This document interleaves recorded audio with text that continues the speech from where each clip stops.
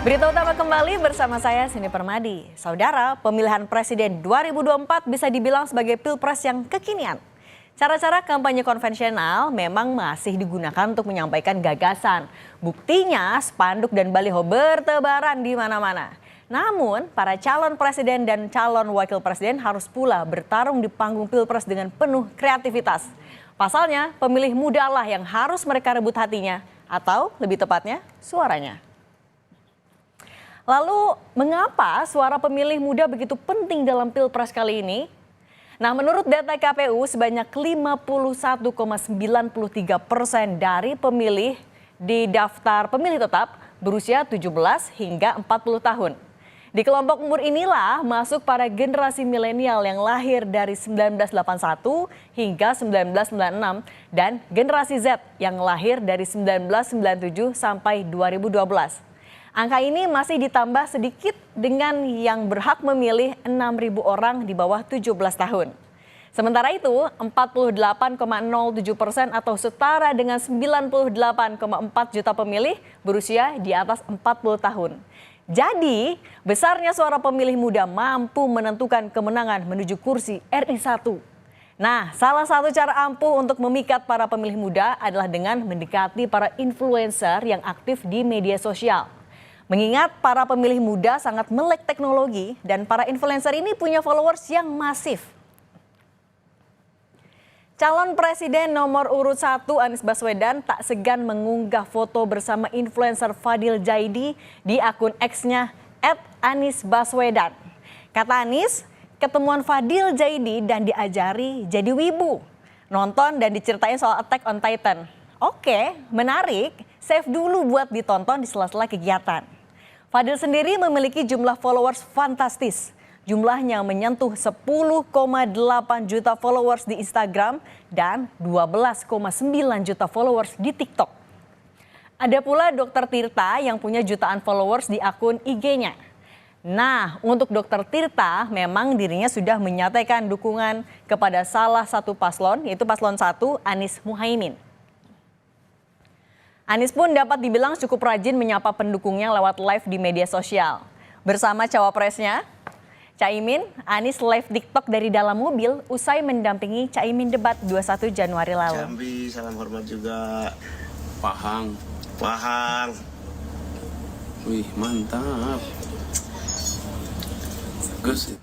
Dengan cara ini, Paslon Amin dapat menyampaikan gagasan perubahan ke berbagai daerah hingga ke luar negeri. Muntas. Salam dari Aceh. Akun @anisbubble pun ikut ramai menghiasi lini sosial media. Akun ini mengunggah sejumlah informasi terkait Anies Baswedan dengan karakter khusus layaknya penggemar K-pop yang mempromosikan idolanya. Anies Bubble juga merilis situs web khusus dengan nama Have a Nice Day, di mana info seputar Anies didesain secara menarik. Pihak Anies mengklaim Anies Bubble tumbuh secara organik dan bukan hasil buatan tim kampanye Amin. Anies sendiri memiliki panggilan Park Anies dari penggemarnya yang juga penggemar K-pop. Bahkan beredar pula like stick khusus ala idola K-pop.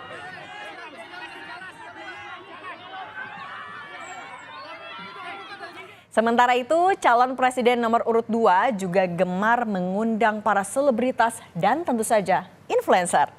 Dua nama papan atas yang terdengar adalah Raffi Ahmad dan Atta Halilintar. Menjadi figur publik ternama di dunia maya, keduanya memiliki followers hingga puluhan juta di akun Instagram.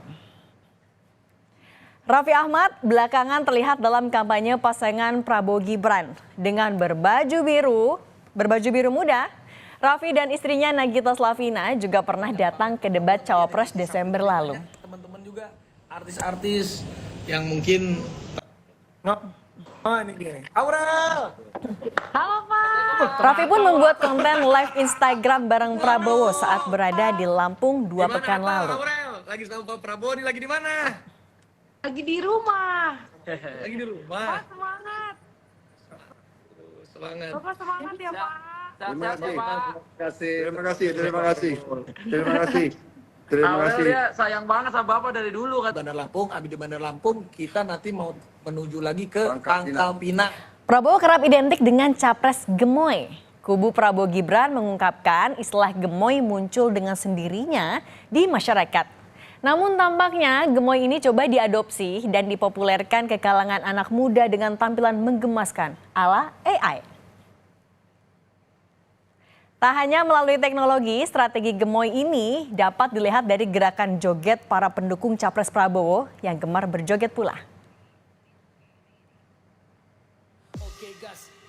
Kita ke pasangan capres-cawapres nomor urut 3, Ganjar Pranowo dan Mahfud MD.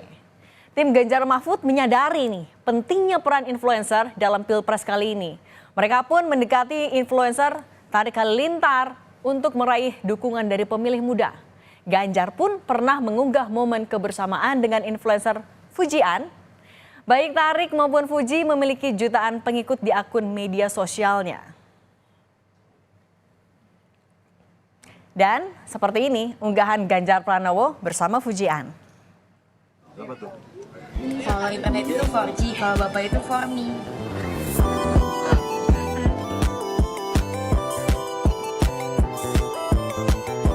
Bapak, saya mau nanya dong Pak. Bapak tahu nggak bedanya bapak sama internet apa? Apa tuh? Kalau internet itu 4G, kalau bapak itu 4Me. Di kalangan muda, Ganjar juga dijuluki Ketua Penguin. Para pendukung Ganjar lengkap dengan kostum penguin setia mendampingi pasangan Ganjar Mahfud. Bahkan sampai di area debat keempat cawapres beberapa waktu lalu. Dan ada aja pasukan penguin yang mengikuti Ganjar beraktivitas di sejumlah kesempatan.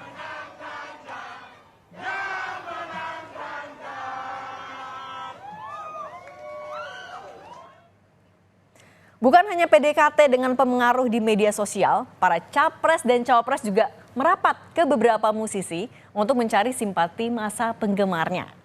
Calon Presiden nomor urut 1, Anies Baswedan bertemu dengan Raja Dangdut Rhoma Irama di studio Soneta Records di kawasan Cilodong, Kota Depok, Sabtu lalu. Kehadiran Anies di Soneta Records untuk menghadiri acara podcast dengan Rhoma Irama. Rhoma berharap presiden terpilih ke depan mampu memakmurkan bangsa. Harapan kita, harapan bangsa tentunya memilih presiden yang betul-betul punya kapasitas yang bisa sesuai dengan harapan undang-undang kita, konstitusi kita, yaitu memakmurkan bangsa. Kenapa? Pak Haji dukung Pak Anies nggak? Kan Pak Anies sekarang di sini. Berarti dukung. Kenapa? Berarti dukung. Ada rencana bikin lagu untuk Amin gitu? Wow, dari dulu udah ada. Sementara itu dari paslon Capres-Cawapres nomor urut 2, Cawapres Gibran Rakabuming Raka pernah menyempatkan diri datang ke acara Jazz The Two of Us yang digelar di Kemang Village, Jakarta pekan lalu. Acara tersebut dipandu langsung oleh penyanyi Tompi dan dihadiri oleh sejumlah selebritas dan musisi. Dalam momen tersebut, Gibran berjanji akan memperjuangkan aspirasi musisi apabila terpilih nanti. Itu memang menjadi isu besar sekarang. Musisi kan lagi teriak-teriak hak cipta, royalti. Kalau di luar negeri itu satu lagu bisa menghidupi satu generasi. Satu lagu itu bisa dijaminkan ke bank. Nah itu mungkin bisa diusahain nggak Mas? Yang jelas komitmen saya ya sebagai wali kota Solo kan udah jelas ya. Kita salah satunya merevitalisasi Lokan Anta ya. Itu ya yang disebutkan Dr. Tompi tadi juga insya Allah bisa kita perjuangkan karena sekali lagi ekonomi kreatif kita itu luar biasa sekali. Di sisi lain ada grup band Slank yang juga resmi menyatakan dukungannya untuk pasangan Capres dan Cawapres nomor urut 3 Ganjar Mahfud. Pekan lalu, deklarasi Slank untuk Ganjar Mahfud berlangsung di markas Slank di Gang Potlot, Kalibata, Jakarta Selatan, diikuti seluruh personil Slank, yakni Bim Bim, Kakak, Abdi, Ivan, dan Rido. Slank mendukung Ganjar Mahfud karena ingin meneruskan cita-cita reformasi dan menjaga demokrasi. Slank juga membuatkan lagu berjudul Salam Metal untuk Ganjar Mahfud. Dengan kita bikin lagu baru, ngerekam lagu, bikin musik, itu ada energi yang ngedorong kita semakin yakin bahwa kita harus menyatakan diri, dan hari ini kita bisa mulai di Jalan Potot bahwa Slank mendeklarasikan bahwa kita dukung Pak Ganjar dan Pak Mahfud. Dan lagunya juga Salam Meta. Menang Kota. Pendekatan penuh kreativitas yang ditawarkan para capres-capres mungkin dapat memikat hati para pemilih muda. Nah, tapi perlu jadi catatan, para pemilih muda harus tetap kritis dan teliti pada visi misi yang akan dibawa para capres dan cawapres.